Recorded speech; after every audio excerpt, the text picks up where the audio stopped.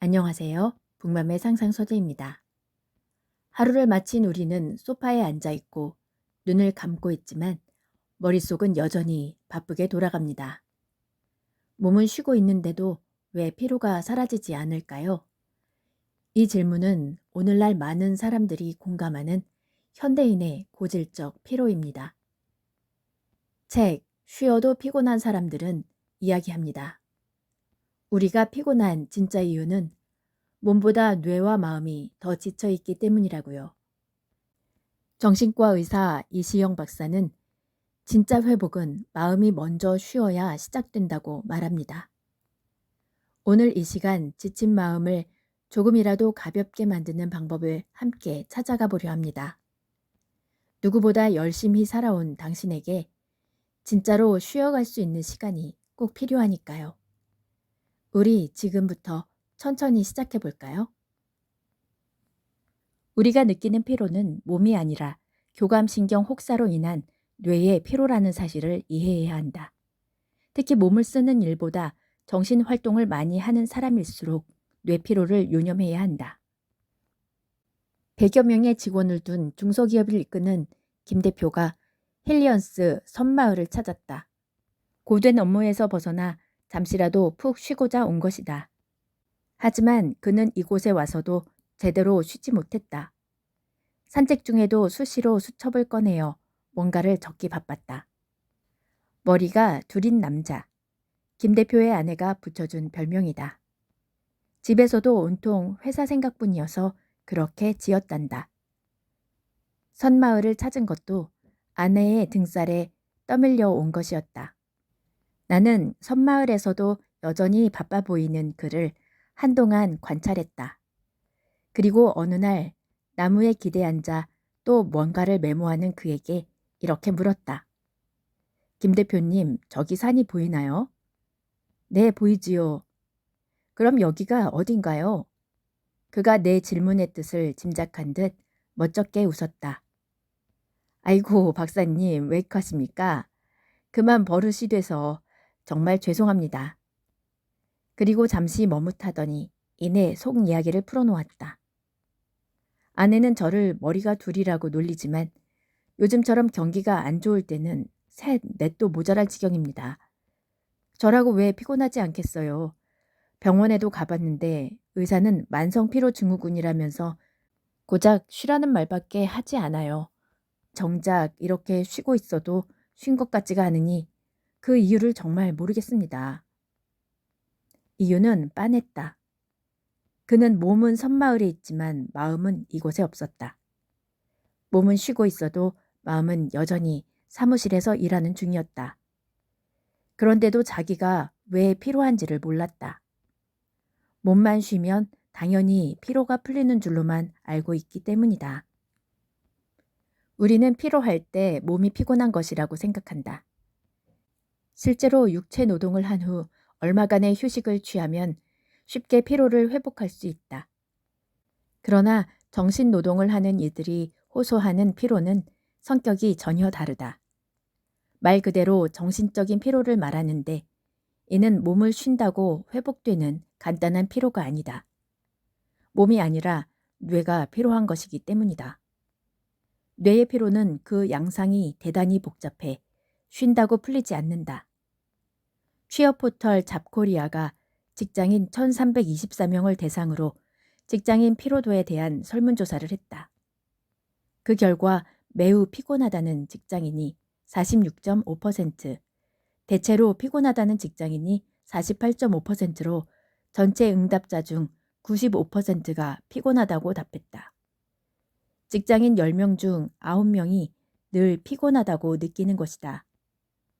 피곤한 이유를 복수 응답으로 묻자 쉬어도 재충전이 안 된다 72.7%로 가장 많았고 그 다음으로 일이 많아 일 생각을 계속하게 된다는 응답이 37.1%로 뒤를 이었다. 그렇다면 피로를 극복하기 위해 직장인이 가장 많이 쓰는 방법은 무엇일까? 커피 등 카페인을 포함한 음료를 마시는 것 54.5%로 가장 높은 응답률을 보였다. 마지막으로 지금까지 경험상 가장 효과적이었던 피로회복 방법으로는 밤잠을 많이 자는 것 36%와 규칙적으로 운동을 하는 것 25%이다. 그에 반면 직장인의 평균 수면 시간은 성인의 권장 수면 시간인 7시간에서 9시간보다 적은 평균 6시간 6분에 그쳤다. 위의 조사 결과를 분석해보면 직장인이 느끼는 피로의 정체를 다음과 같이 정리할 수 있다.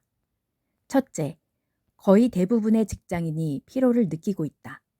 둘째, 피로는 쉰다고 해서 회복되지 않으며 뇌 휴식, 즉 정신적 휴식이 중요하다.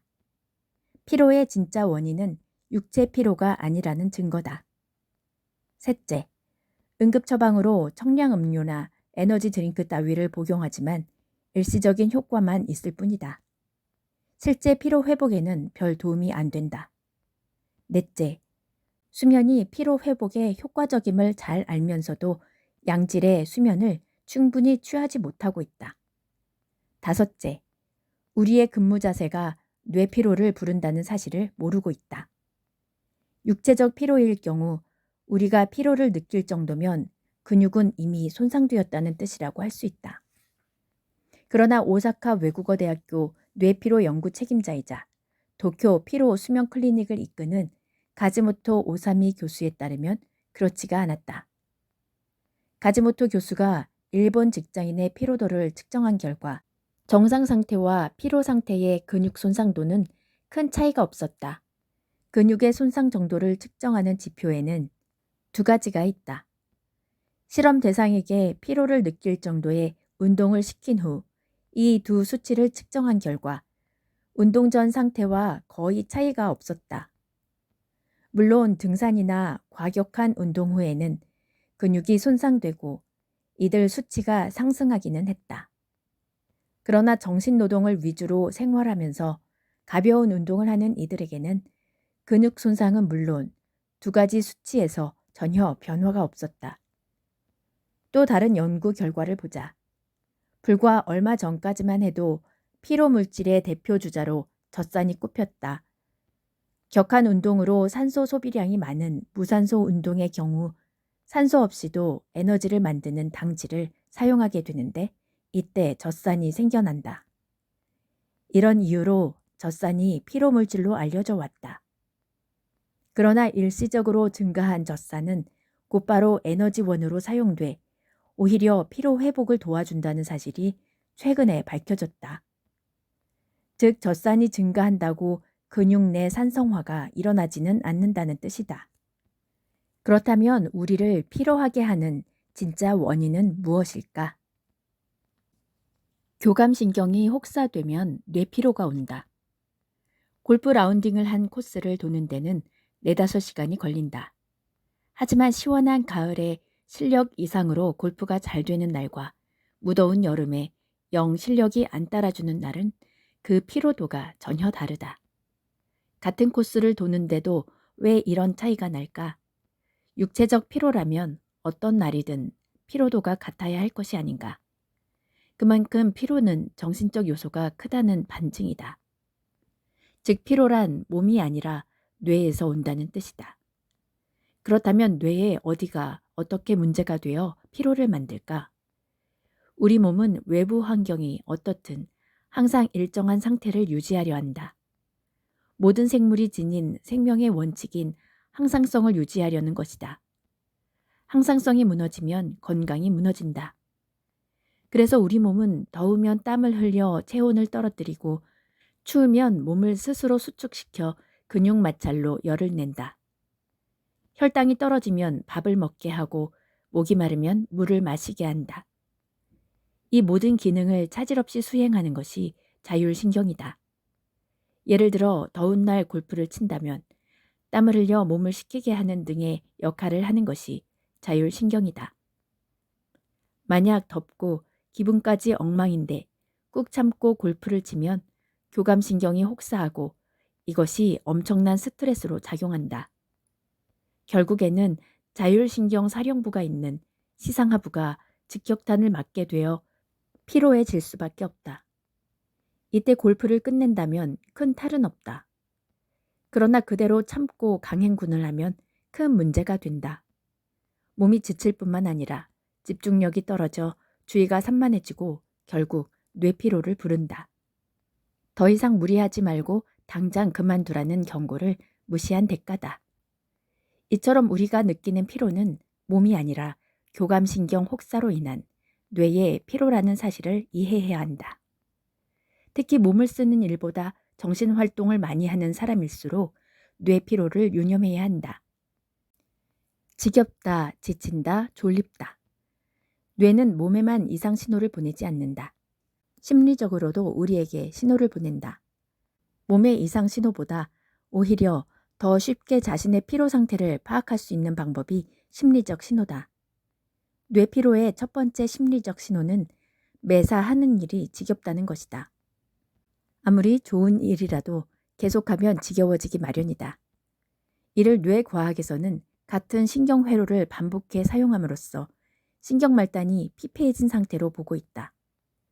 신경은 시냅스를 사이에 두고 전기 신호로 전달된다.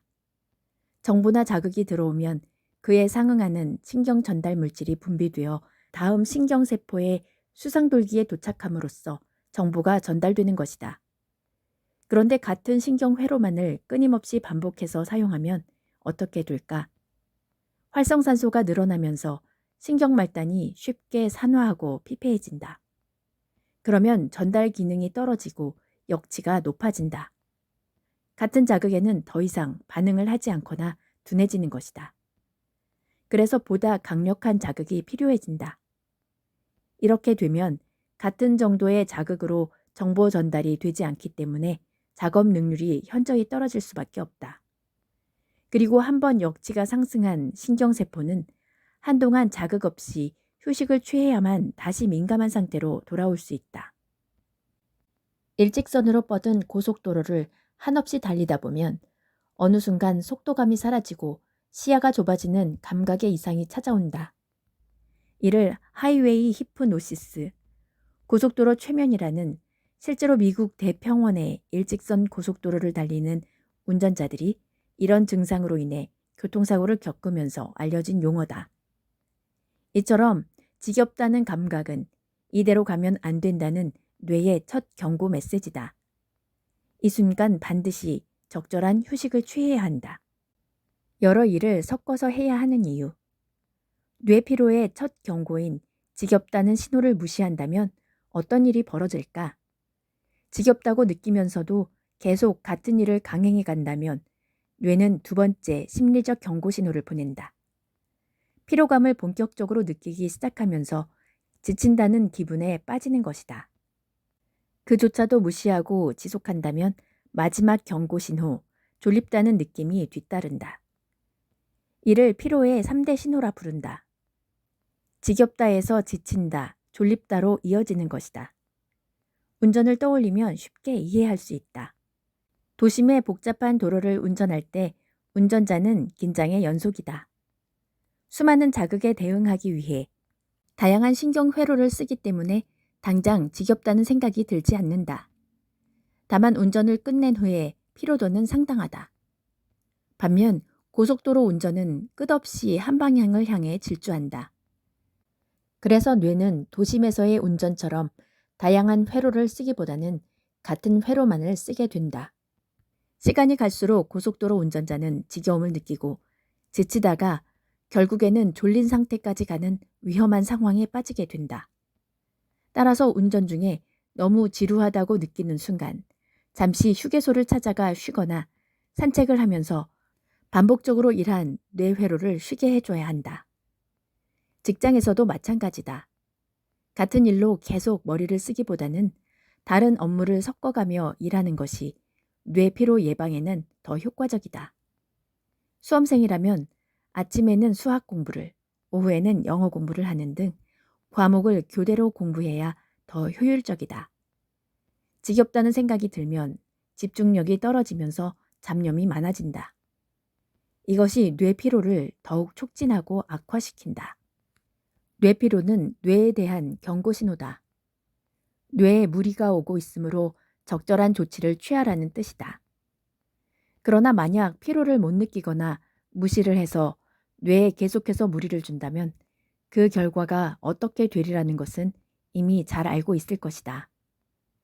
그러므로 뇌가 보내는 신체적, 심리적 경고 신호를 잘 알아차리고 그에 맞는 조치를 취해야 한다. 이쯤에서 자신의 뇌 피로도 단계를 체계적으로 측정해 볼 필요가 있겠다. 피로는 상당히 주관적인 측면이 많다. 똑같은 일도 억지로 하는 사람과 즐거운 마음으로 하는 사람은 피로감이나 피로도에 큰 차이가 난다. 따라서 당사자인 본인이 얼마만큼 피로를 느끼고 있는지를 알아보는 것이 중요하다. 아래 문항을 읽고 지난 한 달 동안 당신에게 해당되는 항목에 점수를 적어보자. 채점 기준은 그렇다는 2점, 가끔 그렇다는 1점, 거의 안 그렇다는 0점이다. 1. 때로는 하는 일이 지겹다. 2. 능률이 안 오르고 집중력이 떨어진다. 3. 쉽게 피곤하고 휴일에는 녹초가 된다. 4. 일할 때 잦은 실수가 있다. 5. 판단이 잘 서지 않는다. 6. 일도 외출하는 것도 귀찮다.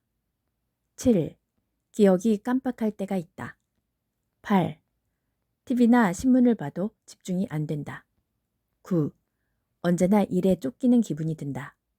10. 불안하고 초조한 기분이 든다. 11. 두통이 있다. 12. 잠들기 힘들고 낮에 졸립다. 13. 목이나 어깨에 결림이 있다. 14. 손과 발에 식은땀이 나고 차다. 15. 눈이 피로하다. 16. 감기 기운이 있다. 17. 자잘한 염증이 생긴다. 18. 설사나 복통이 있다. 19. 눈이 아찔하고 귀 울림이 있다. 20. 밥맛이 없고 소화가 잘 안 된다. 점수를 합산하여 총점이 10점 이하이면 건강한 수준, 11에서 20점은 뇌피로 경증 단계, 21에서 30점은 뇌피로 중등도 단계, 31점 이상이면 뇌피로 중증 단계. 위의 측정표를 바탕으로 뇌피로도를 측정해 보면 알겠지만 뇌피로는 정신 증상만 일으키지 않는다. 앞에서 10번째까지는 대체로 정신 증상이지만 그 아래는 신체 증상에 해당된다. 자율신경 부족증을 비롯하여 내분비 대사 기능, 면역 기능 등의 이상이 온다. 이는 뇌피로를 방치하면 결국 생활습관병으로 발전된다는 사실을 잘 보여준다. 감기가 안 떨어진다면 뇌피로를 방치했다가는 만병의 근원이 된다. 우리 몸은 3대 시스템인 신경계, 내분비계, 면역계의 상호작용을 통해 항상성을 유지하면서 생명이 유지된다. 뇌피로가 오면 이 3대 시스템에 문제가 생긴다. 자율신경 부족증이 더 악화되면 기능이 망가지는 실조증으로 진행되기 쉽다. 그 다음으로 대사계에 이상이 온다. 이때 가장 민감하게 반응하는 호르몬이 부신피질의 스테로이드다. 난조에 빠진 몸의 항상성을 유지하기 위해 동원되는 것이다. 그러나 이 호르몬은 양날의 칼이다. 처음에는 우리 몸을 방어하기 위해 기능하지만 너무 많이 방출되거나 장기화되면 혈관을 노화시켜 동맥경화증을 일으킨다. 그뿐 아니라 스트레스를 받았을 때 증가된 혈당치를 낮추기 위해 인슐린 저항성을 일으켜 당뇨병, 비만으로 이어지게 만든다. 대사증후군의 원인인 것이다. 이 정도로 심각해지면 면역계가 항상성 회복을 위해 동원된다. 면역계는 혈액중, 백혈구를 중심으로 기능하는데 외적 침입이나 암세포 등을 탐식하는 중요한 역할을 한다. 물론 이러한 중증 증상이 나타나기 전에 밥맛이 없거나 자잘한 염증이 나타나는 등의 가벼운 증상이 나타난다. 따라서 이런 가벼운 증상을 우습게 생각해 넘겼다가 큰 코를 다칠 수 있다. 뇌피로가 3대 시스템을 위협한다. 뇌피로가 오면 시상하부의 3대 시스템인 자율신경계, 호르몬 대사계, 면역계 전반에 문제가 생긴다. 3대 시스템은 생명 유지에 절대 불가결한 것이어서 서로 협동하며 마치 하나의 기관처럼 움직인다. 이것의 기능이 약해지거나 무너진다고 생각해보라. 어떤 일이 우리 몸속에서 일어날지 명명백백하다. 암, 고혈압, 당뇨병 등 생활습관병이 줄줄이 따라온다. 그것이 뇌피로의 종착역이다. 뇌피로를 결코 가볍게 봐서는 안 되는 것이다. 간혹 뇌피로를 진단하다가 우울증을 발견하기도 한다. 그런데 우리나라의 우울증 환자들은 서양인과 달리 두통과 식욕부진, 불면증 같은 신체 증상을 호소하는 경우가 대다수다. 실제로 정신과를 찾아올 때는 두통만이 아니라 요통, 복통, 어깨 결림 등 온몸의 아픈 증상을 호소한다. 뇌피로가 상당히 진전된 상태라는 뜻이다. 무엇보다 우울증 환자는 감기에 잘 걸린다. 그래서 감기는 우울증에서라고 단언하는 학자도 많다. 감기가 잘 걸리는 이유는 스트레스와 뇌피로로 인해 저항력이 약화된 탓이다. 감기의 원인이 혹시 뇌피로에 있지는 않은지 생각해 봐야 한다. 그만큼 뇌가 회복되면 감기도 쉽게 떨어질 수 있다. 자율신경을 조율하는 주문, 천천히. 우리 몸은 자율신경, 정확히는 교감신경과 부교감신경의 균형이 잘 잡혀 있어야 항상성을 유지하며 최상의 컨디션을 만들 수 있다. 따라서 뇌의 피로를 없애고 왕성한 생명 활동을 위해서는 자율신경의 균형과 조화가 필수다. 그러나 오늘날 우리의 생활을 돌아보라. 제대로 숙면을 취하지 못한 채 아침에 일어나 아침 식사도 먹는 둥 마는 둥 하며 출근하기 바쁘다. 회사에서는 업무와 인간관계 스트레스로 커피와 담배만 찾아든다. 정시 퇴근은 허울일 뿐 야근을 밥 먹듯이 하고 늦게 퇴근해서도 스트레스를 푼다고 포금을 한다. 한마디로 불규칙의 극치를 달리는 생활을 반복하고 있다. 이렇게 생활이 불규칙해지면 당연히 자율신경은 난조에 빠지고 온몸에 이상 증상이 나타날 수밖에 없다. 뇌 피로도 결국 자율신경의 혹사로 발생한다는 사실을 감안한다면 평소 일상생활에서 자율신경의 조율이 얼마나 중요한 일인지 다시 한번 강조하지 않을 수 없다. 문제는 자율신경은 말 그대로 자율적인 신경이라는 것이다. 자율신경은 우리의 의지나 명령대로 움직여주지 않는다. 단지 외부에서 받아들인 자극에 대해 기계적으로 반응할 뿐이다. 교감신경은 환한 빛이 비치면 동공을 확장시키고 스트레스를 받으면 심장 박동을 빠르게 해 혈압을 상승시킨다. 외부 자극에 민감하게 반응하며 우리 몸을 조율한다. 반대로 부교감신경은 어두워지면 동공을 축소시키고 편안한 느낌을 받으면 심장의 박동을 줄이고 혈관을 이완시켜 혈압을 떨어뜨린다. 이처럼 자율신경은 우리의 의지로 조절할 수 없는 영역이다. 따라서 자율신경, 특히 교감신경을 조절하기 위해서는 간접적인 방법을 써야 한다.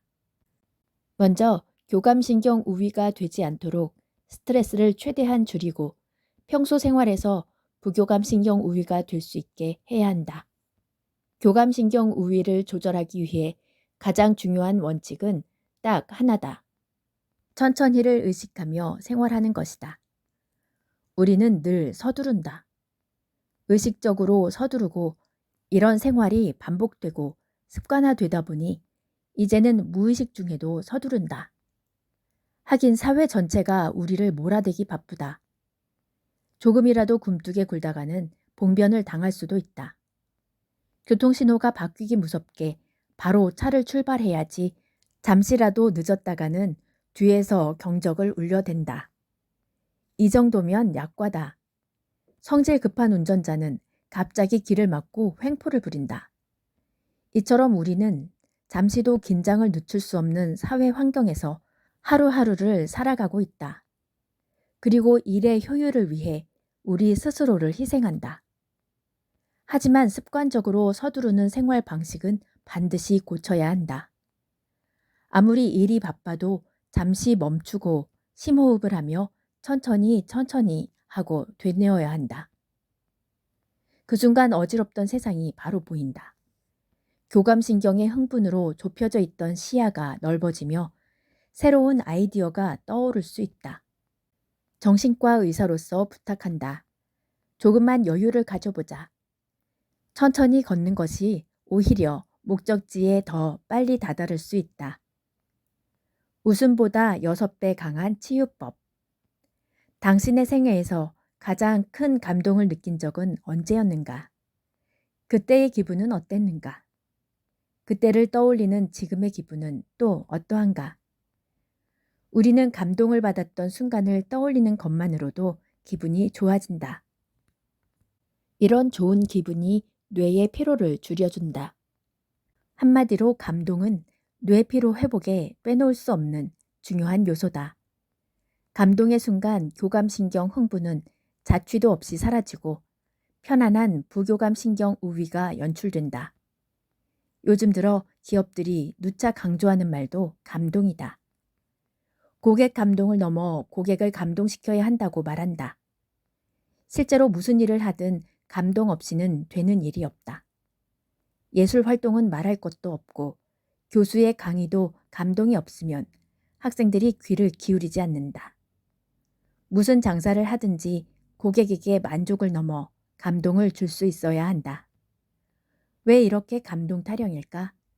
그만큼 우리가 감동에 굶주려 있기 때문이다. 각박한 세상, 스트레스 홍수 시대에 살아가며 뇌 피로에 시달리고 있다는 반증이다. 감동은 힘이 세다. 우리는 황홀한 낙조나 밤하늘의 별을 보고 감동을 느낀다. 차가운 눈을 뚫고 나와 꽃망울을 터트린 작은 야생화 한 송이를 보면서도 감동을 느낀다. 자녀가 고사리 손으로 삐뚤빼뚤 쓴 엄마 아빠 힘내세요 라는 문장에서 눈시울이 시큰거린다.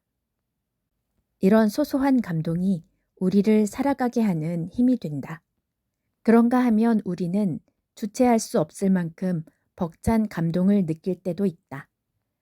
소설이나 영화 혹은 명사의 강연을 듣고 감동한 나머지 자신의 인생과 운명이 바뀌었다는 사람도 볼 수 있다. 실제로 아름답고 위대한 예술작품을 보다가 심장이 빨리 뛰고 의식이 혼란스러워져 환각을 경험하는 스탕달 증후군을 겪는 사람들도 있다. 나 역시 종종 길을 걷다가 남모르는 독자에게서 감동의 인사를 받을 때가 있다. 선생님께서 쓴 책이 제 인생을 바꿨습니다. 이만큼이나 사업이 잘 된 것도 쑥맥이 결혼한 것도 모두 선생님 덕분입니다. 정말 감사합니다. 이렇게 말하고는 넙죽 절을 하는 것이다. 나로서도 정말 감사한 일이 아닐 수 없다. 이처럼 잔잔한 감동은 우리에게 하루를 살아가는 힘과 재미를 주고 벅찬 감동은 한 사람의 인생을 송두리째 바꿔놓기도 한다. 실제로 감동은 웃음 치료보다 무려 6배의 치유 효과가 있는 것으로 연구를 통해서 밝혀졌다. 한 사람의 인생을 충분히 바꿀 만한 힘이 감동에 있다는 것이 과학적으로도 증명된 것이다. 그런데 똑같은 경험을 하면서도 어떤 사람은 큰 감동을 느끼며 눈물을 흘리는 반면 어떤 사람은 별다른 감흥을 느끼지 못한다. 만약 당신이 감동할 일이 없다고 말한다면 참으로 따분한 인생을 살고 있다는 증거다. 우울증이나 안 걸렸으면 다행이다. 매사에 빈정거리고 비평적인 사람은 감동 불감증 환자다. 부정적인 성격부터 고쳐야 감동 인생을 살 수 있다.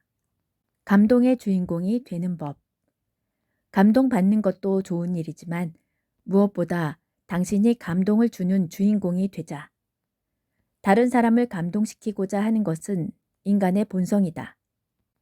나로 인해 상대가 감동하는 모습을 보는 것만큼 우리를 행복하게 하는 일도 없다. 큰 감동이 아니어도 좋다. 감동이란 절대 거창한 게 아니다. 올림픽에서 금메달을 따서 감동을 주라는 것이 아니다. 잔잔한 감동의 주인공이 되는 일은 누구나 할 수 있다. TV에서 평범한 사람들이 착하고 진솔하게 살아가는 모습을 보면서 우리는 깊은 감동을 느낀다. 거창한 무엇이 아니라 진실하고 착하고 아름다움을 만날 때 우리는 감동한다. 기대하지 않은 작은 선물에 감동하듯이 당신도 할 수 있다. 진실한 모습을 주위 사람들에게 보여주는 것만으로도, 하루하루를 열심히 살아가는 모습을 보여주는 것만으로도 누군가에게 감동을 주는 사람이 될 수 있다. 퇴근길에 술에 취하고 지친 얼굴 대신 장미꽃 한 송이를 사서 아내에게 건네주는 것만으로도 당신은 감동을 주는 사람이 될 수 있다. 이처럼 우리 삶에서 놓을 수 없는 중요한 품성이 지금 우리에게는 너무 부족하다. 이제 우리는 웬만큼 다 갖췄다. 그러나 행복 지수나 삶의 질은 거의 바닥권이다.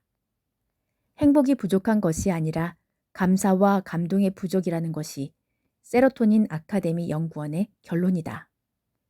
이것이 뇌 피로도와 직결된다는 것은 여기까지 책을 읽은 독자라면 이해해야 할 것이다. 오늘 우리는 몸이 아니라 뇌가 지친 시대를 살아가고 있다는 사실을 마주했습니다. 회복은 단순한 멈춤이 아니라 내 마음의 방향을 바꾸는 것에서 시작됩니다. 쉬어도 피곤한 사람들은 우리에게 이렇게 속삭입니다. 당신의 삶, 이제는 진짜로 쉬어도 괜찮습니다. 오늘의 이야기가 도움이 되셨다면 구독과 좋아요, 알림 설정 부탁드립니다. 편안한 하루 보내세요. 지금까지 북맘의 상상서재였습니다.